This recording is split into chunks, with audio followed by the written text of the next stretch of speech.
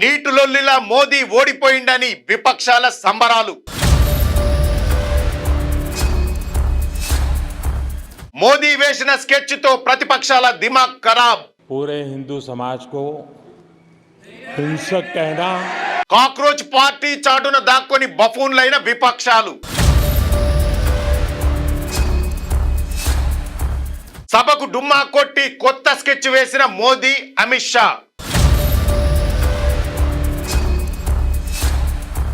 ప్రతిపక్షాలను డైవర్ట్ చేసి బిల్లులు పాస్ చేయించుకునే ప్లాన్. नहीं नहीं नहीं नहीं नहीं नहीं नरेंद्र मोदी जी पूरा हिंदू समाज नहीं है। నమస్తే, నేను మీ Venkatesh. Welcome to Q news. Delhi రాజకీయాలలో ఇప్పుడు ఏడ చూసినా మోడీ ఓడిపోయిందన్న ముచ్చటే జోరుగా నడుస్తోంది. నీటి పరీక్షల లొల్లిలా సర్కార్ పూర్తిగా తలొంచిందని, ఏకంగా విద్యాశాఖ మంత్రి ధర్మేంద్ర ప్రధాన్తోనే రాజీనామా చేయించిండ్రని అందరు అనుకుంటుండ్రు.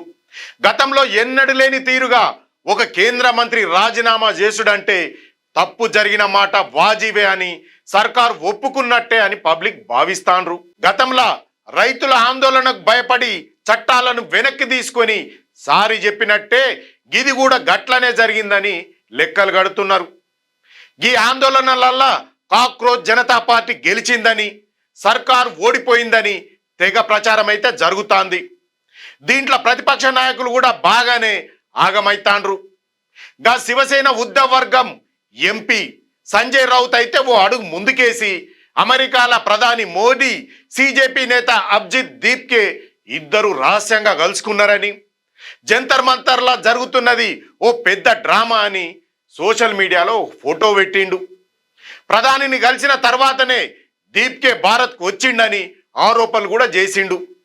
తీరా చూస్తే అది ఏఐతోని తయారు చేసిన నకిలీ ఫోటో అని తేలిపోయింది. దీంతోని అభిజిత్ దీప్కే తాను మోదీని ఎప్పుడు కలవలేదని, ఆ ఫోటో ఫేక్ అని క్లారిటీ ఇచ్చే వరకు సంజయ్ రౌత్ మీద జనాలు ఓ రేంజ్లో ఫైర్ అవుతాండ్రు. నువ్వు ఎంపీ వై ఉండి అసలు నిజానిజాలు ఏందో తెలుసుకోకుండా గుడ్డిగా ఏదో ఒకటి ఆరోపణలు చేసుడు, ఆ తర్వాత నాలుకే గరుచుకుండు పబ్లిక్లో బుక్ అయిపోడు వీళ్ళకు అలవాటుగా మారిపోయిందంటుర్రు. ఏ చిన్న అవకాశం దొరికినా మోదీ మీద పడిపోవాలని చూసే ప్రతిపక్షాలు కూడా సరైన సమాచారం లేకుంటేనే బీహార్లో పోలీసుల కాల్పులు, అమిత్ షా ఫైరింగ్ ఆర్డర్ చేసిండని ఆరోపణలు చేసి తమ పరువును తామే తీసుకుంటున్నాయి. ఈ వ్యవహారం చూస్తా అంటే ప్రతిపక్షాల పరిస్థితి ఎంత ఘోరంగా తయారైందో స్పష్టంగా కనబడుతోంది. అధికార పార్టీని ఇరుకున పెట్టబోయి వాళ్లకు వాళ్ళే సెల్ఫ్ గోల్ వేసుకుండ్రని అంటూరు రాజకీయం తెలిసినోళ్ళు.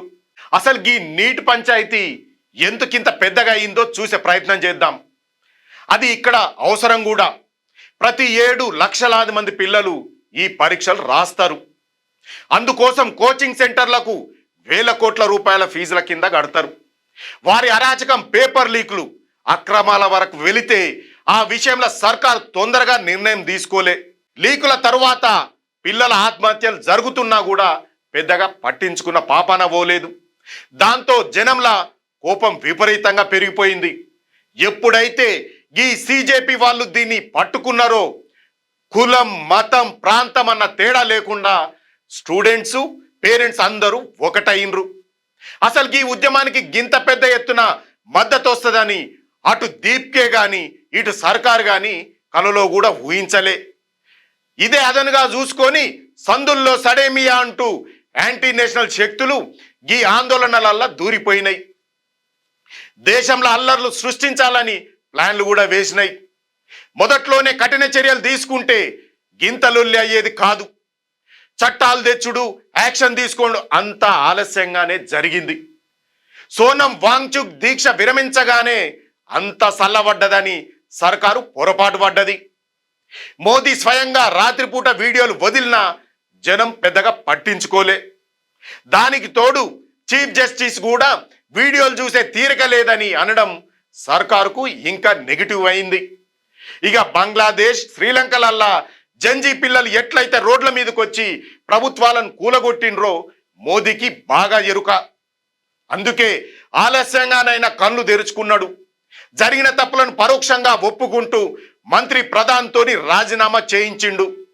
ఈ దెబ్బతోని సిజేపీ వెనకాల ఉండి కథ నడిపించిన విపక్షాలు తామేదో సాధించామని సర్కారు మెడల్ వంచడమని సంబరాలు చేసుకుంటున్నాయి. జాతీయ పార్టీ అయిన కాంగ్రెస్ కూడా రాహుల్ గాంధీ నాయకత్వంలో ఈ సిజెపి ఆందోళనకు మద్దతిచ్చి తమ ఉనికిని కాపాడుకునే ప్రయత్నం చేసింది. కానీ మోదీ దిమాగ్ లోపల ఎట్లా ఆలోచిస్తాడో అంచనా వేయడంలో వీళ్ళంతా పూర్తిగా ఫెయిల్ అయినరని అంటున్నారు విశ్లేషకులు. మోడీ భయపడ్డాడు, సర్కారు వెనక్కి తగ్గిందని పండుగ చేసుకుంటున్న ప్రతిపక్షాలకు మోదీ షాలు అసలు వ్యూహం ఏందో ఏమాత్రం అర్థమైనట్టు లేదు. సంక్షోభాలను కూడా తమకు అనుకూలంగా ఎట్లా మార్చుకోవాలో మోదీ అమిత్ షాలకు తెలిసినంతగా మరి ఎవరికి తెలియదు. ఇప్పుడు పార్లమెంట్ సమావేశాలు జరుగుతున్నాయి. మోదీ అమిత్ షా ఇద్దరు కూడా సభలో కనిపిస్తలేరు. ఇదే పెద్ద ఇష్యూ అన్నట్లు ప్రతిపక్ష నేత రాహుల్ గాంధీతో పాటు ఇండియా కూటమి నాయకులంతా రెచ్చిపోతాండ్రు. వాళ్ళిద్దరు గైహాజర్ గురించే సభల పెద్దగా ప్రసంగాలు చేసిండ్రు. పనిలో పనిగా ఆర్ఎస్ఎస్ ను కూడా వివాదంలా లాగిండ్రు. కాక్రోచ్ పార్టీ చేసిన ఆందోళనకు భయపడే ప్రధాని ముఖం చాటేసిండని, సభలకు రాకుండా దాక్కుండ్రని ఇష్టం వచ్చినట్లు మాట్లాడిండ్రు. అయితే ఏడ తగ్గాలో తెలిసిన మోదీ లోపల తాను అనుకున్న పనులకు చక్కబెట్టుకునే పనిలా బిజీగా ఉన్నాడట. ప్రతిపక్షాలు మొత్తం నీటి ఆందోళనలు, ధర్మేంద్ర ప్రధాన్ రాజీనామా, ప్రధాని పార్లమెంటుకు ఎందుకు వస్తలేడు అనే ముచ్చట్ల చుట్టే తిరుగుతాండ్రు. ఈ విషయాలనే పట్టుకొని రోజుకో తీరుగా విమర్శలు చేసుకుంటా తామేదో పొడి చేసినట్టు ఫీల్ అవుతాండ్రు. కానీ అసలు మోదీ పన్నిన వలల వాళ్ళు ఎంత చక్కగా చిక్కుకున్నారన్న సోయి కూడా వాళ్ళకు లేదు. విపక్షాలను నీటి ఇష్యూ మీదకు డైవర్ట్ చేసి సభల తాను లేననే భ్రమను క్రియేట్ చేసి లోపల ఇంకో పెద్ద ప్లాన్ గీస్తాడు మోడీ. పబ్లిక్ దృష్టిలా సర్కార్ అట్టర్ ఫ్లాప్ అయింది. మోదీ సైలెంట్ అయిపోయిందని అనిపిస్తున్నా కూడా దాని వెనకాల ఉన్న రాజకీయం మాత్రం వేరే లెవెల్లో నడుస్తాంది. ప్రతిపక్షాలను ఏమాత్రం ఆలోచించనీయకుండా వాళ్ళ చేతికి ఒక బొమ్మనిచ్చి ఆడుకోమని చెప్పినట్టుగా తయారైంది ప్రస్తుత పరిస్థితి. ఈ డైవర్షన్ పాలిటిక్స్ లా మోడీని కొట్టేటోళ్ళు లేరని విశ్లేషకులు కూడా చెప్తాండ్రు. మోదీ ఎంతో కాలం నుంచో దేశంలో 3 కీలక సంస్కరణ బిల్లులను తీసుకొచ్చేటందుకు సరైన సమయం ఎప్పుడు వస్తుందా అని ఎదురు చూస్తాండు. ఇప్పుడు జరుగుతున్న ఈ పార్లమెంట్ సమావేశాల్లోనే ఆ 3 బిల్లులను ఎట్లయినా పాస్ చేయించుకోవాలన్నది అసలు టార్గెట్. అందుకే ముందుగానే ఒక పక్కా స్కెచ్ వేసి ప్రతిపక్షాలకు నీటు అనే పెద్ద ఇష్యూను చేతులు పెట్టిండు. మంత్రి రాజీనామా చేయగానే విపక్షాలు చల్లబడ్డాయి. గా సంతోషంలో మోదీ అసలు ఏం చేయబోతుండో కనుక్కునే సోయి కూడా వాళ్ళకు లేకుండా పోయింది.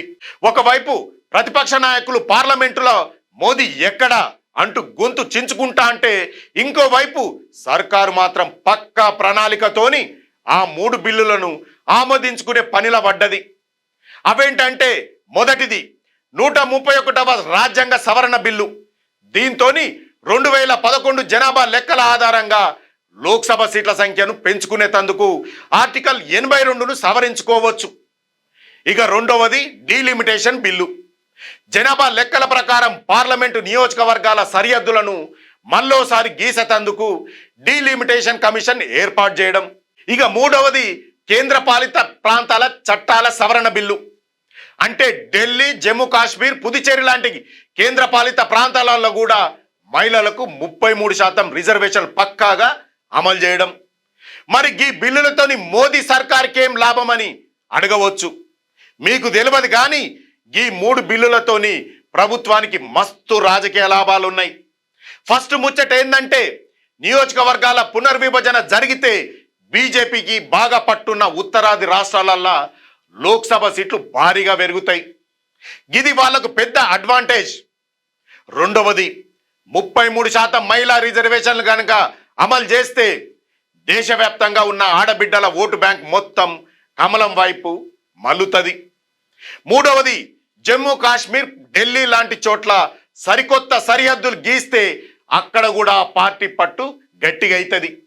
అగో గదే నీటి విషయంలో వైఫల్యం నుంచి రాజకీయ లాభం ఎట్లా పిండుకోవాలో మోదీకి బాగా తెలుసు అంటుర్రు విశ్లేషకులు. ఈ బిల్లులు గిన పాస్ అయితే దేశ రాజకీయాలల్లో మోదీ పంట పండుతుంది. ప్రతిపక్షాలు తామేదో సాధించామని సంకలు గుద్దుకున్న లోపలనే అసలు ఆట పూర్తి చేసేటందుకు కమలం పార్టీ సిద్ధమైతుందని సమాచారం. ఇక ఇప్పుడు జరుగుతున్న రాజకీయ పరిణామాలన్నీ చూస్తాంటే ప్రతిపక్షాలకు సొంతగా మోదీ మీద పోరాటం చేసే సత్తా లేదన్నది స్పష్టంగా అర్థమైతాంది. కాంగ్రెస్ లాంటి జాతీయ పార్టీలు కూడా ఓ చిన్న కాక్రోచ్ పార్టీ వెనకాల దాక్కొని రాజకీయం చేయాల్సిన దారుణమైన పరిస్థితికి పడిపోయింది.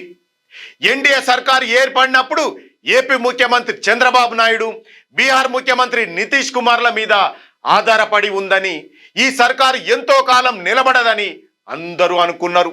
కానీ ప్రతి చిన్న ఇష్యూకి మోదీ భయపడతారని పబ్లిక్ కూడా భావించిర్రు. కానీ లోపల జరుగుతున్న వ్యవహారం చూస్తే దిమాగ్ ఖరాబ్ గాక తప్పదు. ఎన్డీఏ కూటమి ఇప్పుడు ఏకంగా 3/2 మెజార్టీ దిశగా దూసుకుపోతాంది. ఇప్పుడు మోదీ ఏ చంద్రబాబు మీదనో ఏ నితీష్ మీదనో ఆధారపడే పరిస్థితిలో లేడు. ప్రతిపక్షాలు ఎంత బలహీనమైనాయంటే కనీసం బీజేపీని ఎదుర్కొని నిలబడే ధైర్యం కూడా చేయలేకపోతున్నాయి. ప్రతి ఎన్నికలల్లా వరుస ఓటములు ఎదురుగావడంతో ఏ దిక్కు లేకనే ఈ సీజేపీ బ్యానర్ల ముందు మోకరిల్లుతున్నాయి. అయితే ఇక్కడో పెద్ద ప్రమాదం కూడా పొంచి ఉంది. యాంటీ నేషనల్ శక్తులు రేపు పొద్దుగాల మరేదైనా ఇష్యూ మీద దేశవ్యాప్తంగా విధ్వంసానికి హింసకు పాల్పడితే మోదీ వాళ్ళని ఎట్లా కంట్రోల్ చేస్తాడన్నది ఒక పెద్ద ప్రశ్నగా మారింది. కానీ మోదీ వ్యూహాలు చూస్తుంటే ఆయన పదవి కాలాన్ని పూర్తి చేసుకుంటా దిగిపోయే సమస్య లేదు. అది కేవలం విపక్షాల కలగానే మిగిలిపోతుంది. పరిస్థితులు ఎట్లా ఉన్నా తనదైన శైలిలా నిర్ణయాలు తీసుకుంటాండు. ప్రతిపక్షాలను చిత్తు చేసుకుంటా మోదీ తన పనులు తాను చేసుకుంటూ పోతుండు. ఈ వ్యవహారాలను చూసిన తర్వాతనైనా ప్రతిపక్షాలు కళ్ళు తెరుస్తాయా లేక గిట్లనే డైవర్షన్ పాలిటిక్స్లో పడి కొట్టుకోబోతాయో చూడాలి అంటారు రాజకీయం తెలిసినోళ్ళు. చూశారు కదా ఈ నీటు లొల్లి, మోదీ యొక్క మాస్టర్ ప్లాన్. ఆ మాస్టర్ ప్లాన్ వెనకాల ఉన్న అసలు కథ నిజమా కాదా? అవుననే అభిప్రాయాన్ని మీరు కామెంట్ రూపంలో తెలియజేయండి. మరో మంచి టాపిక్తో మళ్ళీ కలుద్దాం. అంతవరకు చూస్తూనే ఉండండి మీ క్యూ న్యూస్. క్యూ న్యూస్లో ఎడిటర్లు కావాలను మీడియా రంగంలో మీ టాలెంట్కు ఇది సరైన వేదిక. 2 నుంచి 3 సంవత్సరాల అనుభవం ఉండి ఫోటోషాప్, ప్రీమియర్ ప్రో, ఆఫ్టర్ ఎఫెక్ట్స్లో నైపుణ్యం ఉన్నవారు కావాలను. ఫ్రెషర్స్ కూడా అవకాశాలున్నాయి. ఆసక్తి ఉన్నవారు వెంటనే సంప్రదించండి 8143001981.